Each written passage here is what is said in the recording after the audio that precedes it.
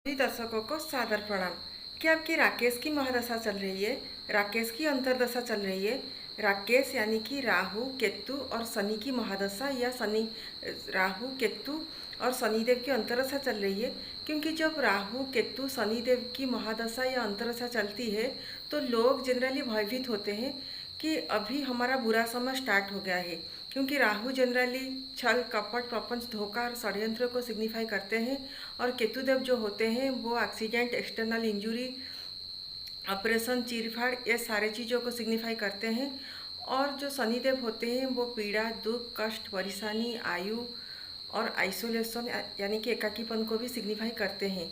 जब इन तीनों की महादशा या अंतर्दशा स्टार्ट होती है तो लोग जनरली भयभीत होते हैं कि हमारा भी बुरा समय स्टार्ट हो गया है। ऐसा बिल्कुल भी नहीं है। अगर राहु देव केतु देव और शनि देव आपकी जन्म पत्री में छठे आठवें और 12वें भाव के साथ जुड़े हुए हैं तो आपको थोड़ा परेशानी दुख कष्ट तो मिलेगा। लेकिन अगर यही प्लैनेट आपकी धन भाव के साथ जुड़े हुए हैं, आपके कर्म भाव के साथ जुड़े हुए हैं, आपके लाभ भाव के साथ जुड़े हुए हैं, जब इनकी महादशा अंतर्दशा चलेगी तो आपकी किस्मत खुलेगा। अगर धन भाव के साथ जुड़े हुए हैं तो आपकी बैंक बैलेंस बढ़ेगा। अगर कर्म भाव के साथ जुड़े हुए हैं तो आपका जो कर्म है नया कर्म आपको मिल सकती है। अगर आप पुराने कर्म कर रहे हैं तो उसमें आपको प्रमोशन भी मिल सकती है। अगर लाभ भाव के साथ जुड़ा हुआ है तो आपको बिजनेस में लाभ होगा।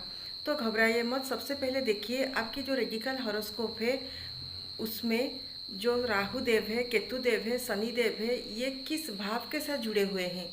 अगर लाभ भाव के साथ जुड़े हुए हैं तो जब इनकी दशा अंतरदशा चलेगी तो आपका तो सारे सपने फुलफिल पूर्ण होगा। क्योंकि ये जो 11वां भाव है ये फुलफिलमेंट और डिजायर का हाउस भी इसे कहा जाता है, इच्छा पूर्ति का भाव भी इसे कहा जाता है। जब इनकी महादशा चलेगी तो आपको लाभ ही लाभ मिलेगा, इसलिए घबराइए मत। सबसे पहले देखिए ये प्लैनेट किस भाव के साथ जुड़े हुए हैं। अगर आठवें और 12वें भाव के साथ जुड़े हुए हैं थोड़ा परेशानी मिलता है, इतना भी नहीं जितना कहा जाता है, इसलिए भयभीत मत होइएगा। सबसे पहले देखिएगा प्लैनेट किस भाव के साथ जुड़े हुए हैं, तब जाकर इसके बारे में सोचिएगा। धन्यवाद, नमस्कार।